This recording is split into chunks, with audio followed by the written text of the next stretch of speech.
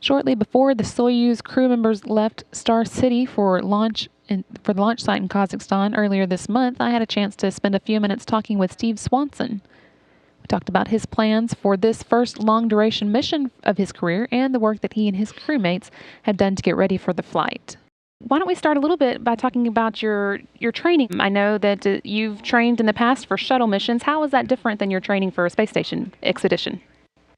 Well, first of all, the flow for this kind of expedition is much longer. It's 2.5 years long.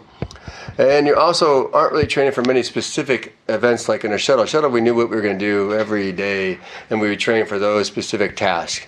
And in a space station, you don't know really what's going to break. You don't know exactly what science you're going to do when you start the training flow. So you have to be able to more be a jack of all trades and get more skill-based training than you would on a shuttle mission. So you've been training for a good long time for this. That is a true statement, and I'm definitely glad to be almost over with the training part and heading on to the actual doing the flight itself. Well, I don't know if it's considered part of your training for your expedition, but I know you spent some time here in the flight control room as a Capcom. Does that help you prepare? How does it build your relationship with the team here on the ground? Anything like that? Well, I do think that's very important, actually, because I think it helps to really know what's going on in mission control. When you come down with a question or a comment or any other kind of communication with the ground, if you've been a Capcom, you know what that means and how it processes through all of the MCC. And so having that idea, your expectations then are, I think, realistic, and you can really help the communication be much better if you have that knowledge. Do you have a lot of good relationships with the folks here on the ground who will be supporting you? I believe I do. I need to ask them to make sure it works on both sides, but I believe I do. All right. Well, tell us a little bit about what launch day is going to be like for you.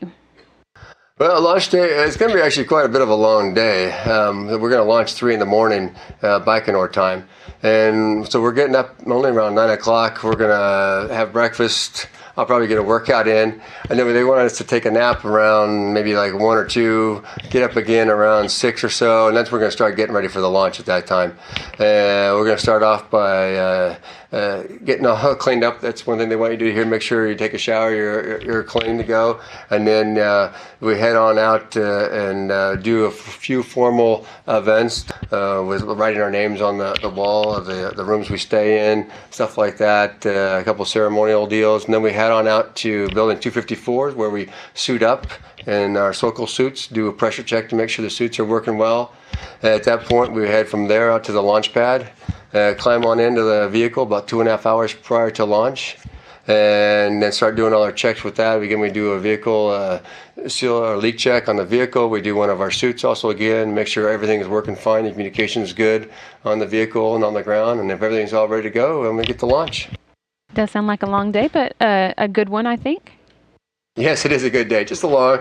Again, then after lunch, your day's not over. Of course, you have in 6 hours you're going to be docking the station, and you have to go through the leak checks aboard the station to make sure you got a good leak or no leaks between the Soyuz and the station itself, and then you can go and open the hatch, and we'll have a little press conference at that time.